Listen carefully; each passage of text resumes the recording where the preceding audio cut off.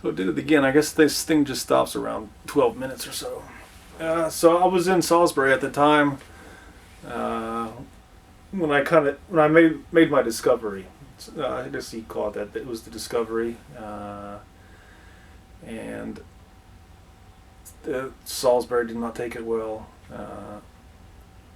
I would go out into public in women's clothing and wigs, and people did not respond well in general. Some people were okay with it, but the city in general, I would say, was just not open to it. I was arrested twice in women's clothing. One time I was not charged with anything. I was in a Waffle House. I was drinking coffee, trying to sober up after the recent Pride Parade drag show thing, and I guess they didn't want me being in there. So I was told that I was being given an assist, which is basically, I guess if you're drunk, I don't know if it's just for drunk people, but if you're drunk and you need to be taken away to, sober up, stop causing trouble or whatever. But I wasn't causing any trouble. I was basically just doing what I'm doing right now, pulling the knots out of my wig. And the cop basically said, if you don't have someone come and pick you up, I'm going to take you to jail. And I said, it's 3 o'clock in the morning. Anyways, I ended up going to jail, but so I moved to Atlanta because of that. And when I say because of that, not because of the arrest, but just because of the place I was living, which is not, I wouldn't even say it was tolerant. It's not even tolerant. It's not even a good word. It was almost not quite hostile, but on the border of being hostile. And so I moved to Atlanta and spent a lot of time going to transgender support groups, talking to a psychologist. I have talked to probably like 5 or 6 different psychologists, and that's just because the VA, because I do go through the VA, they kept swapping me. I would be with one psychologist for like a little while, and they'd have me with another one, and that wasn't something they were doing on purpose. It was just because one of them might be like an intern or something like that, or they'd be just a visiting psychologist or something like that. But that didn't really help me too much. The transgender support groups, I felt like were not that helpful. I don't feel like I discovered any more about myself through that, and in some cases I would leave feeling worse. And that was partly just because so many trans people have really bad self-esteem, and when you're struggling with your own self-esteem and you're surrounded by people who are kind of hating on themselves, it can kind of pull you down a little bit. It just so happened that I was also going to spirituality groups in Atlanta that kind of helped bring me back up, and I felt like being around cis people who have high self-esteem is in some way better than being around trans people with low self-esteem. No offense to any trans, I know how it is.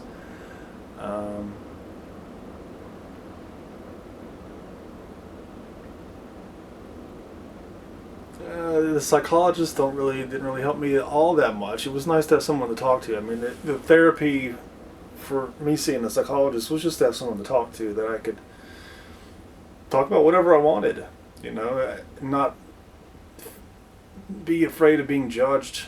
Yeah. So that's, in a certain sense, that's what I'm doing now.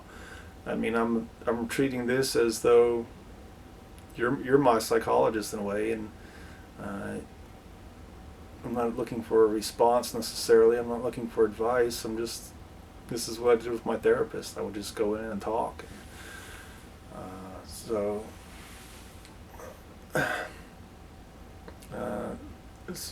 the move to Atlanta was about 5 years ago, a little bit over 5 years ago, and I kind of went to kind of settle the question of whether I was trans or not. Uh, and I would say that I didn't. I kind of answered it. I kind of felt like over time, I was there for 4 years, and over the 4 years, I felt like I just became more and more convinced. And a lot of it was just because of seeing myself in the mirror as a woman tends to have a very positive effect on my self-esteem, and it just seemed like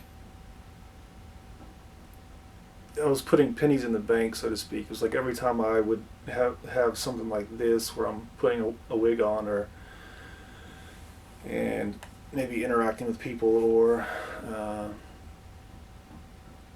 just looking in the mirror, and I would a lot of times just spend, maybe like 30 minutes in the mirror and just looking at myself and just kind of letting it soak in, because I am 40. I'm not even sure how old I am. I think I'm 45 years old.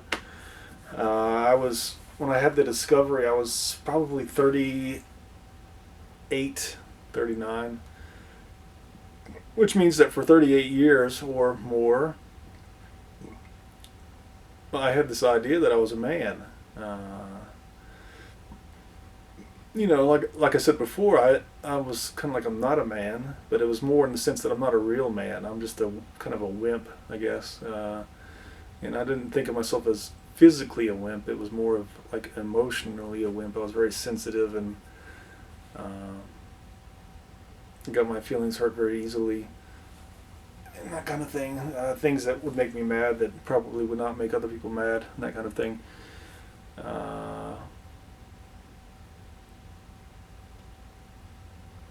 And I forgot where I was going with that. But yeah, the question, I think, is still there, as to whether I am trans or not. But that is more trans in the sense of being completely a woman and not a hermaphrodite, someone who is half man and half woman, or can I live as a man? Do I need to transition? These are kinds of the questions that I have now. I would say, in the sense that as far as my gender goes, that I'm definitely not a man. I mean, if I were to try to live as a man, I think I would, and I mean like a normal life, like being a husband and a father and these sorts of things, I think I would probably kill myself. And I thought about killing myself many times in my life, which I'm guessing that if you're trans, it's probably not. You probably have thought that yourself too. But I kind of feel like I'm at the end of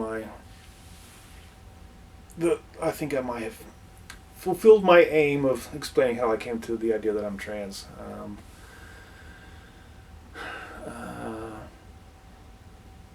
So like I said, I am still kind of questioning it, but if you were to ask me how certain am I would say probably like 80%, if that makes you feel better.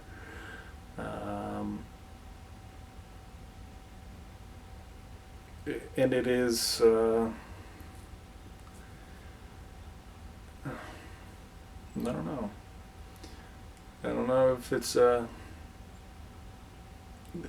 even with the certainty, there is still the reluctance. I've realized,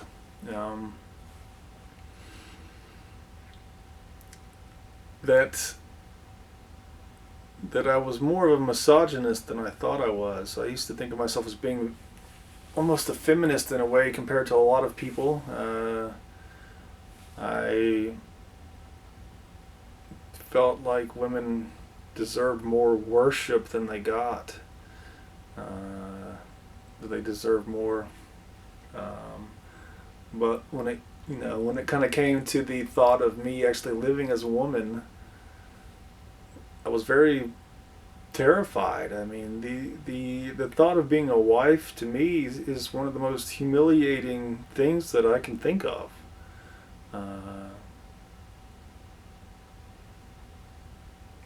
And I don't see being a wife as a I don't want to say it's not desirable. Maybe some women. I know a lot of women want to be a wife. A lot of women want to get married. But I think if they were to live as men for a while, they might be like, no, I don't want to be a wife. I want to be the husband. But